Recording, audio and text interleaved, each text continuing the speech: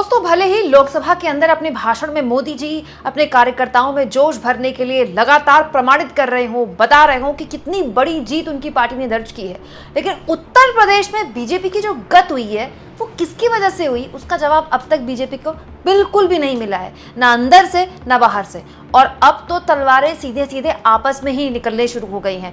दोस्तों, पहले कुछ यूट्यूबर्स खुलेआम ये बातें कहा करते थे और न्यूज़ चैनल्स में बिल्कुल भी इस तरह की खबरें नहीं चलती थी, लेकिन अब तो ये खबरें छपने लगी हैं कि उत्तर प्रदेश में कुछ भी ठीक नहीं है। हालत ये है दोस्तों कि सूत्र ये बताते हैं कि उत्तर प्रदेश में बाबा ने पूरी कमान अपने हाथ में ले ली है। बाबा मतलब सीएम योगी आदित्यनाथ। उत्तर प्रदेश में दोस्तों 10 सीटों पर उपचुनाव होने और इसको लेकर पत्रकार केपी मलिक ने एक बहुत ही महत्वपूर्ण जानकारी साझा की है, जिसको लेकर आपको जानना और समझना चाहिए, क्योंकि यूपी की आने वाली राजनीति देश की राजनीति को प्रभावित तो करेगी, साथ में जो उत्तर प्रदेश के सीएम योगी आदित्यनाथ और गृह मंत्री अमित शाह को लेकर एक बर्फ जमी हुई है, जिसको लेकर कहा जाता है कि अमित शाह की पूरी जोर आजमाइश हाल के सालों में रही है कि योगी के कद को किस तरह से छोटा किया जाए। कहा तो ये भी जाता है कि ये बीजेपी की ही आंतरिक गद्दारी है, जिसकी वजह से बीजेपी की ये गत हुई है यूपी में। अब बीजेपी वाले खुद ही गद्दारी शब्द का इस्तेमाल कर रहे हैं जब से बीजेपी हारी है यूपी में, हम क्या कहें।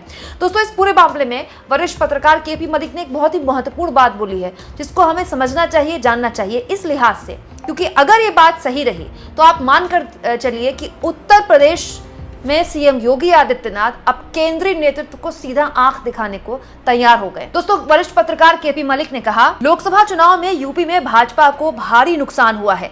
यूपी का कंट्रोल दिल्ली अपने हाथ में रखकर चुनाव लड़ रही थी, जिसका खामियाजा उसको 30 सीटें हार कर उठाना पड़ा।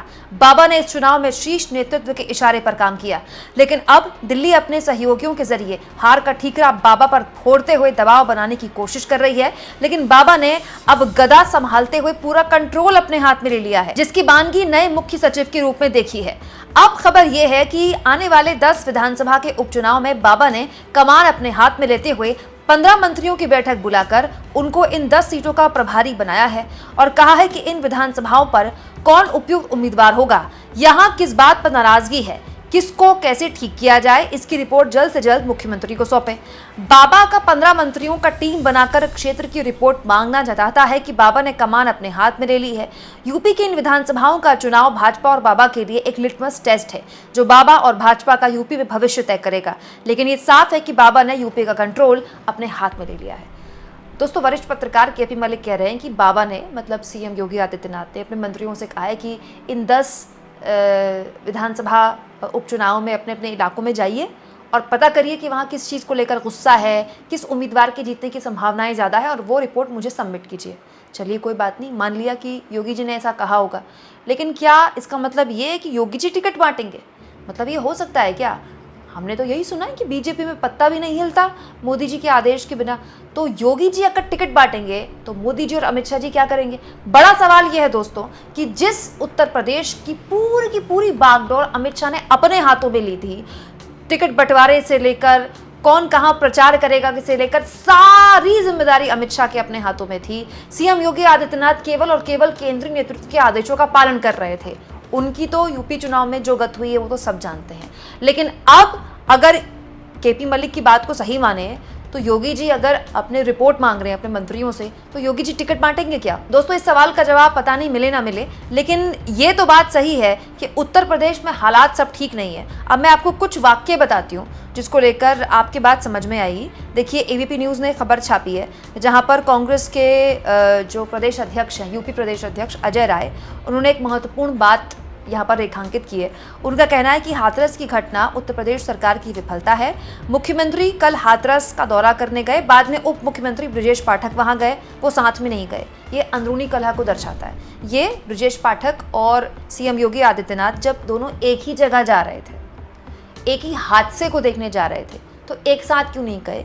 ये कांग्रेस के प्रदेश अध्यक्ष ने कहा है।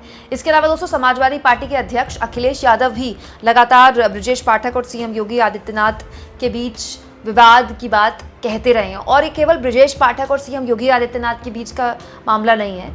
एक और डिप्टी सीएम यूपी के केशव प्रसाद मौर्य, उनके और योगी जी के बीच की खटास कितनी है ये तो खैर सब जानते हैं, यूपी का बच्चा बच्चा भी जानता है। अब सवाल ये दोस्तों कि उत्तर प्रदेश सरकार के अंदर अगर डिप्टी सीएम और सीएम के बीच में ही ये स्थितियां हैं, जैसा कि विपक्ष आरोप लगा रहा है, अगर ये सच है तो फिर आप उस सरकार के कामकाज का आकलन कीजिए कि वो सरकार काम कैसे कर रही होगी।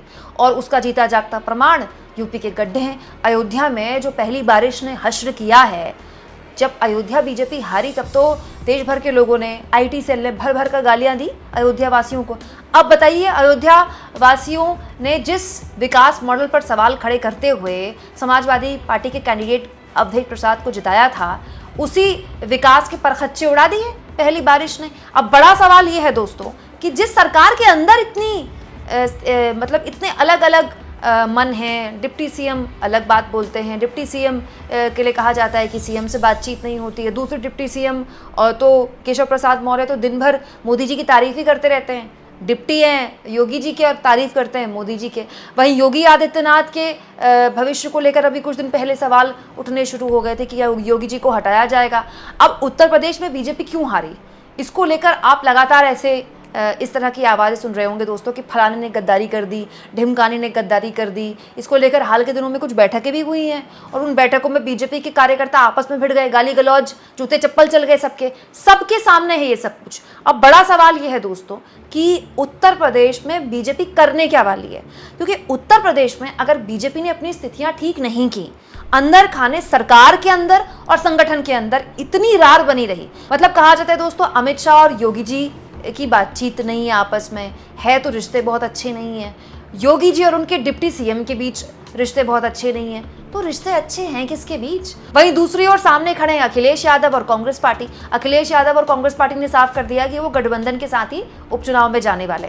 हालांकि दोस्तों जब उपचुनाव होते हैं तो स्थानीय प्रशासन काफ़ी ज़्यादा सक्रिय होता है। जैसे आम चुनाव होते हैं ना, तो उसमें स्थानीय प्रशासन का उतना बड़ा रोल नहीं होता है, पैरामिलिट्री फोर्सेस बाहर से आती हैं। लेकिन उपचुनाव में कहा यह जाता है, मतलब मैं ये कोई भविष्यवाणी नहीं कर रही हूँ, कहा यह जाता है कि जिसकी सरकार होती है ना राज्य में, उसको एज मिलती है इन केस। लेकिन अगर स्थितियां ऐसी ही रहीं और उपचुनाव में भी समाजवादी पार्टी और कांग्रेस पार्टी के गठबंधन ने लोकसभा चुनाव जैसा प्रदर्शन किया, तो फिर योगी आदित्यनाथ के लिए भी एक सवाल खड़ा हो जाएगा। क्योंकि अभी तो योगी जी और उनके समर्थक ये कहते हैं कि योगी जी को क्यों ब्लेम किया जा रहा है। उत्तर प्रदेश में जो हालात बीजेपी के हुए चुनाव में, उसमें योगी जी की क्या गलती है? योगी जी ने थोड़े टिकट बांटे थे, टिकट के लिए तो उनसे पूछा भी नहीं गया था। दोस्तों योगी के समर्थक कहते हैं कि जिनको योगी ने टिकट दिलवाया था उनको उन्होंने जितवा दिया, बाकी जो टिकट दिल्ली से आए थे वो सब हार गए। अब बड़ा सवाल ये है दोस्तों कि अगर उपचुनाव में भी कांटे की टक्कर भी हो जाती है, मतलब 10 सीटों में अगर 5-5 या 4-5 वाली स्थिति भी आ जाती है इंडिया गठबंधन और बीजेपी, तो भी ये स्थितियां बीजेपी के लिए अच्छी नहीं है। तो योगी आदित्यनाथ को अगर अपनी साख बचाए रखनी है, यूपी के अंदर अपनी कुर्सी बचाए रखनी है, तो उनके लिए हर हाल ये लिटमस टेस्ट वाकई में है। उनको परफॉर्म करके दिखाना पड़ेगा। इन 10 सीटों में सुपड़ा साफ या क्लीन स्वीप जैसे हालात करने पड़ेंगे, तब जाकर 2027 तक उनके लिए उस कुर्सी पर बने रहना एक रीजन वो दे पाएंगे। और एक बात जान लीजिए दोस्तों, अगर उत्तर प्रदेश में संगठन में इतनी भारी खामियां रही और उत्तर प्रदेश के संगठन की खामियों को बीजेपी दुरुस्त नहीं कर पाई, तो राष्ट्रीय राजनीति में फलक पर बने रहने का जो ख्वाब है ना उसका, वो बहुत जल्दी टूट भी सकता है। अभी तो वो बनी हुई है फलक पर, लेकिन वो कब तक वहां पर बनी रहेगी वो बहुत हद तक उत्तर प्रदेश में उसकी पॉलिटिकल फ्यूचर पर डिपेंड करता है। क्योंकि यूपी वो राज्य है जिसने 2014 और 2019 में बीजेपी को पूर्ण बहुमत दिलाया था, और यूपी ही वो राज्य है जिसने 24 में बीजेपी को बहुमत से दूर किया है। आप इस मुद्दे पर क्या सोचते हैं दोस्तों? कमेंट बॉक्स में जरूर लिखें, और जितना हो सके चैनल को शेयर करें, सब्सक्राइब करें, और थैंक्स और ज्वाइन, ये 2 ऑप्शंस हैं जिसके जरिए आर्थिक तौर पर भी आप चैनल के हाथ मजबूत कर सकते हैं।